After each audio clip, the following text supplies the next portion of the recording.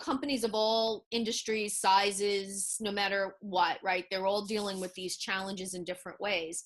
I think we as workers have gotten a taste of what it's like to be flexible, to work from home, to be virtual, and to have the responsibility ourselves of kind of navigating that.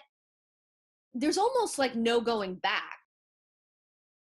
Think about the number of opportunities you have in the workplace to use intuition, creativity, bring new ideas to the table. There aren't any. We have these personas at work that don't exist in our personal lives, right? People have families and they volunteer and they're, I'll say real people in quotes, right?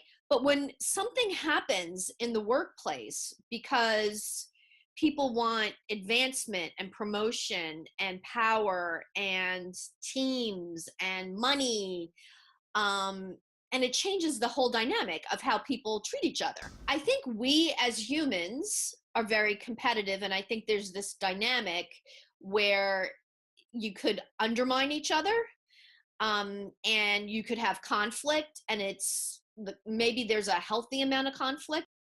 But I do think that leadership of these companies need to think about that dynamic, and they need to figure out how to create a healthy dynamic around competition.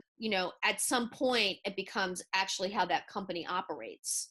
And you see, like, really bad companies, really bad corporate culture companies can't fix it. They can't address it. You can't say to people, just be nice to each other, right? It has to become part of how you treat each other and how you talk to each other.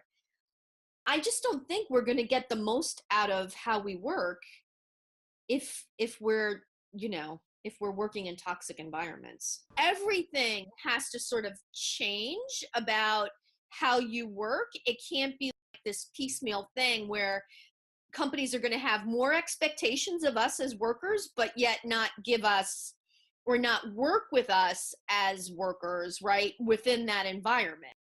When I started my career, there were lots of levels within a company. There were secretaries or admins that did a lot of the, planning of meetings and that kind of thing. And now we have like no people, right? So do more work more hours, be available 24/7. You better be available for conference calls, meetings, respond to emails.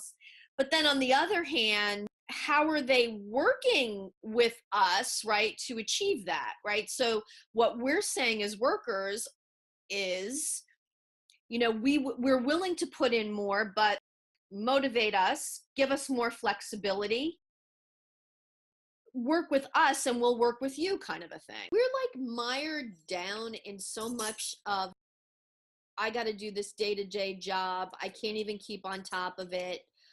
I'm already working 14 hours, weekends, nights. And then, I'm resentful because I'm working that many hours. And on top of it, my company is not even providing me with things that would make me happy at work. People are so motivated when they can lead something, when they feel like they can lead it. I think at the very basic level, we have to strip away everything that we knew about how we work, everything from a 40-hour work week to the fact that you start at, some people start at 8 or 9 and you go through 5 every day. But yet you have people who are more productive. I'm more productive into the evening hours. Some people are morning people and they want to start at 5 a.m. I mean, think about how you're going to get the most out of people and motivate people and lead people.